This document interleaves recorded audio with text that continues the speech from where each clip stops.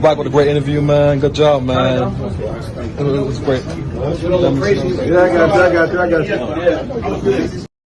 Oh, we out here with one of the greatest, man. Yo, check this out. I'm out here. They got me on like the 68th floor. It's 3 squares and 1 gangster. They done gave me ultimatum. Either I turn square or they toss them out. So I have Wack 100 on the phone. What's up, DJ Seth? What's the word, man? I just got off the plane, man. What's going on? I see you with a picture with 6IX9ine. I was a little confused. So before I even start, can you unconfuse me and people like me? Well, there's nothing to be confused about. I did an interview with 6IX9ine because that's what I wanted to do. They didn't reach to me. I reached to them. And music is music. And I think what happens, or what has happened, people keep saying it's street life music. It's not about music. It's not about music. That's the street life. It's just people talking about the streets, right? So I don't even understand when people say, well, this, that, or other. What does one have to do with the next? If somebody knows something, he tell a story in a song, that's it. I don't see one real street dude that's mainstream, right? Okay. Actually, I do know one, Lil Baby, right? That's mainstream. The rest of these dudes be commercialized. They know a few things, you know. A lot of them don't live in their neighborhood. Like, y'all niggas live behind gates and stuff. So, you know, but the fans don't know that. When I look at 6IX9ine, I really don't fault him. I fault the street. The street shouldn't allow him. That neighborhood shouldn't allow him over there like that. So, you know, I was very curious on why it went the way it went and why he did what he did. And my whole disposition was to get him to understand that you ain't a gangster. You ain't a thug. You ain't a street nigga. You a regular civilian. You just was in uniform. You was in costume, period. You did exactly what a civilian would do. So he did exactly what my son is trained to do. My son is a civilian. He's trained to tell the truth. He don't live by no street code. He don't even got a sidewalk in front of his house. What do you say to a person or a street guy that says, or people outside that says, he ain't a street dude, but he involved himself in street activity, which made him active? No, that didn't make him active. I asked him. I addressed all that. Because I really wanted to know, see, it's certain things that qualify you to be what you are from where you from, right? If you don't go through those things, it's just like going to the military. If you can't pass basic training, you ain't going to make it to the next phase of it, right? Okay. Let's be real. So if you didn't go through this or do that or perform these acts or do this or that, right? How do you get to a position where you telling mother what to do? I'm going to tell you why. The streets, the so-called real niggas, has found themselves to be in a position where they are non-hustlers. See, this word gangster, it really came from us watching these mafia movies and all this type of shit. But one thing you notice about the mafia movies and the mob movies, they always did one thing. They made money. So it confused me how motherfuckers call themselves gangsters, but you're in the situation where you don't know how to make no money. So if a dude come on the block that making money, you say, here go the keys, here go all the secrets, and you run the block. He ain't been put on. He ain't put in no work. He ain't did nothing to earn this position or situation. So who do you blame? Do you blame the mother that's infatuated because it is the streets and, oh, these dudes are going to let me do this? Or do you blame the block for allowing the infiltration? Which one? 6IX9ine could have never came to my neighborhood and did that. It would have never happened. Even if I wanted it to happen, the powers that be would have overrode me and I would have got a DP. You understand what I'm saying? Mm-hmm. Nobody's bigger than the program, and the rules is written. So at the end of the day, this man ran with them people for 12 months. How did he know about things that happened 5 years prior to tell him, to talk about it? You know why? Because them so-called real niggas ran their mother mouth and violated everything that they fell up under to this kid who didn't have no obligation to that street code. He didn't get put on. He ain't go take life. He didn't go put in no work or no. He didn't do none of that. He had the bag. So what they were supposed to do, let him shoot videos, charge him for that. You want to cover him at the studio, charge him for that. You need to move around with you, charge him for that. But you wasn't supposed to let him. You wasn't supposed to let him in the build, homie. He can't come in the dope house. He ain't supposed to come to the spot where the pistols at. He ain't supposed to know who the niggas is that's calling the dogs. He ain't supposed to know about these stories of this internal shit that's going on. He ain't supposed to know about that. You can't blame him. He ain't psychic. You gotta blame him. The streets gotta blame itself. Just like with this Black Lives Matter shit, right? We want to blame the police, but they killing 2 out of 10. 8 out of 10 we killing. When we gonna march on us? When we gonna walk down the street and say, hey, you motherfuckers on this block, y'all gonna stop killing us? Everybody follows the trend. That's the sheep. Unfortunately, I've always been a wolf, homie. I'm a wolf, and I'm gonna do it how I want to do it when I want to do it. That's simple. I'm a wolf, and I'm gonna see it my way. That man is a civilian. That man is a civilian, bro. Everything about him is contradicting. Rainbow hair, no disrespect. What is rainbow representative of, Self?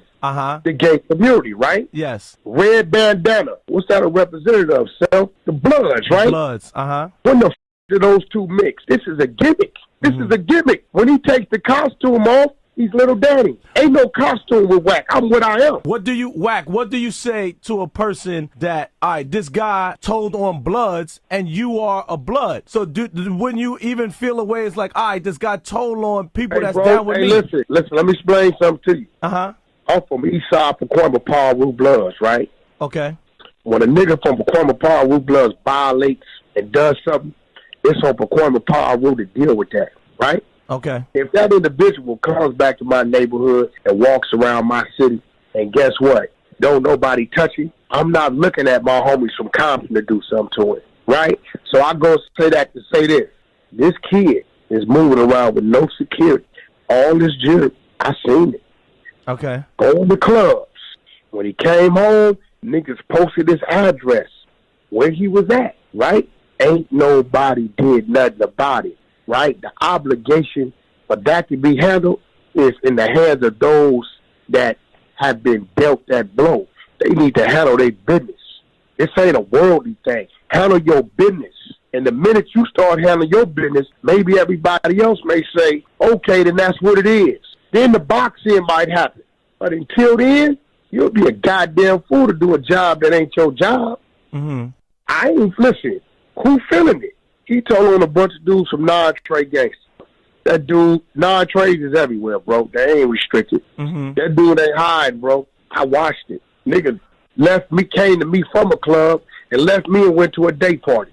Let's just be real, bro. I'm with you. I've seen him out. Are you surprised at the reaction of people? What the reaction of some people are having with this podcast that's coming out? I mean, no, because you know people are people, and in my world, right, the only ones that count is the ones that mean something that count, right? So you know, I don't worry about the dude in Canada that got something to say, or a dude in the UK got something to say, or even a dude like my son who went to the penitentiary for robbing an innocent cab driver, right? You know, this dude 3 years ago was scalping tickets for the BET Awards in downtown LA. Same dude that, you know, might be a little salty because I convinced Game not to sign him. Y'all remember he was running around behind Game. He was running, yes. When he was trying to be a rapper, right? So, you know, I convinced Game, you know, not to sign the dude because I didn't think he was worthy of our staff anyway. You know, I got a personal relationship with my son, so it was kind of weird that he does what he does, but I think he's moving into the position of being this type of advocate or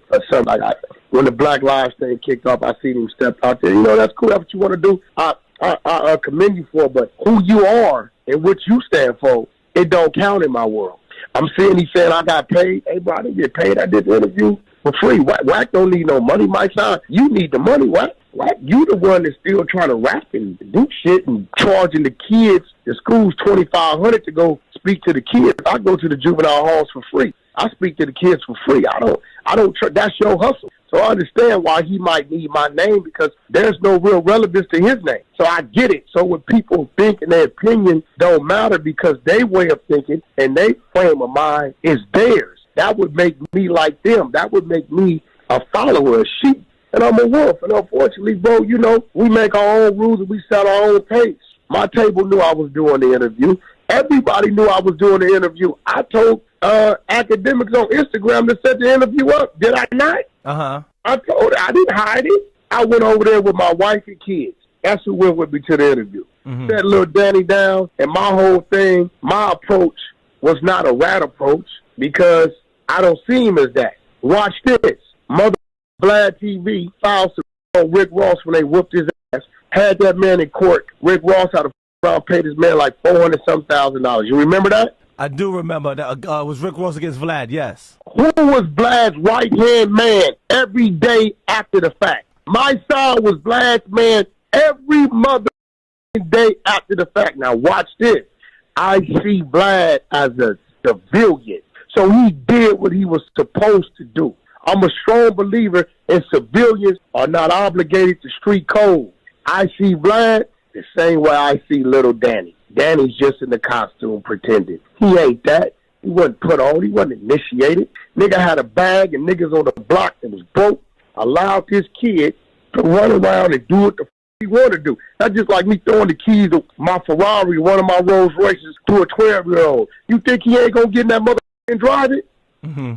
He might tear it up. Ain't no telling what he gonna do. He ain't gonna treat it like what it is. He's just driving the car when he really shouldn't be. Do you feel like this is a lesson to like, you know, I guess street people who Man, ain't no streets, man. Hey, okay. Listen, everybody need to understand this because I come from it when it was, and I'm looking at what it ain't. Everybody need to stop faking. It's neighborhoods from the West Coast to the South to the East Coast that at one point in time you could not drive in if they didn't know who you was. They would have took your life, they'd have robbed you. I can go to Bed-Stuy, I can go places in my neighborhood, Wack and Compton, and drive down streets and blocks, bro, and you don't see nobody. It ain't like that no more. Mm. They need to all stop fronting, homie. I come from it, you know, every cause has its end. Every movement has its end. Black Panther Party, so on and so forth. It started, it ended. Everybody got to stop fronting like this is some old 1986. That ain't what it is, and that's just real. So the streets are being prostituted by the dollar. It's no code. It's no none of that no more. It's not there. 6IX9ine proved that. 6IX9ine from a neighborhood that you ain't going to college.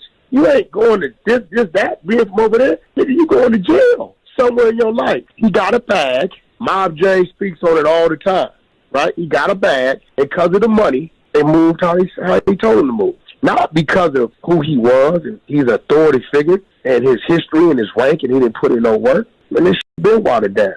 You know, at the end of the day, I sat down with the kid because I seen him as a kid. I ain't never looked at that man as no blood. When he was running around here, blood and whatever he was doing, they told me to come talk to him. You never seen Wack sit down. I would have never sat down with him as no blood. It's not going to happen. But I sat down with little Danny because I told him he was confused because he wants to be looked at as a gangster. And my whole disposition was to enlighten him and to show him and to point things out to where you need to understand, Danny, you are not a gangster.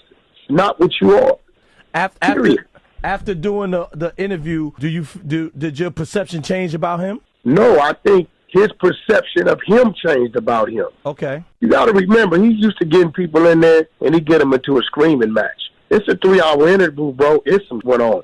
It's some people that have been mentioned. It's some that really got addressed. Okay. From mainstream artists, you know what I mean, that I had to defend because I felt they wasn't there to defend themselves and I understand them, right? So at the end of it, Danny jumped up 2-3 times, a little frustrated, you know what I mean? But it was a conversation. See, when people like Meek Mills go wrong, they say, you this, you this, you this, you that. You popping like when you see him is on. And that's cool. It's when you see him, let it be on. I never wanted to do nothing to the kid because I really don't blame the kid. I blame the block. If the block don't allow him to come in there and do that, if the block don't tell him about history that happened before him, he never has any ammunition to go in and say anything anyway. So who's at fault? The kid or the block?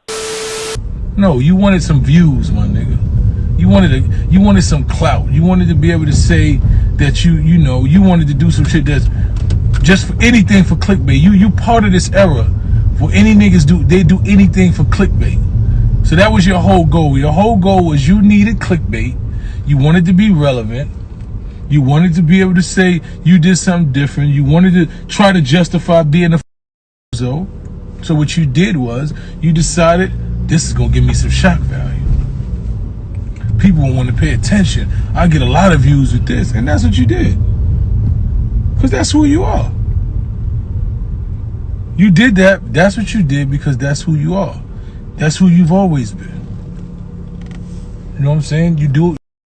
You just want some level of attention. You too old. Too old for it. You know, that's all it was about. You didn't want to tell Danny that he's not a gangster. Because if you wanted to tell Danny he's not a gangster, Academics is your man. You could have said, Academics, I want to meet up with Danny, quote unquote, as you call him, and say, yo, I want to have a meeting with you. Me and you can have a conversation. because you know you're not a gangster. So I want you to understand that. No, you went on Academics Podcast so you can get some views and get some clickbait and do anything for clout, whether it's negative attention, any attention. It's called being clout whores, right? Niggas don't care about what kind of attention they get no more. Any kind of attention is okay for them, long as people are talking about them. That's a strategy. You know, these niggas feed so much, they need attention so much that they'll do anything possible to get it. You know what I'm saying? Like, really. Over the balcony. Hey, so he was past balcony too, right? You know what I'm Academics? saying? You know, hey, yo, the academics and lined me up, told me he was coming to do an interview. Yo. I come up here, it's 38 square. My nigga. I ain't got no win, my nigga. So listen, for the time being, I'm square as a. You know what I'm saying? I'm honest with you. I'm surprised he came no street. Came with the family. I told you, that's how I move. That's how he moves. I be disrespectful, my nigga. No, but normally when you move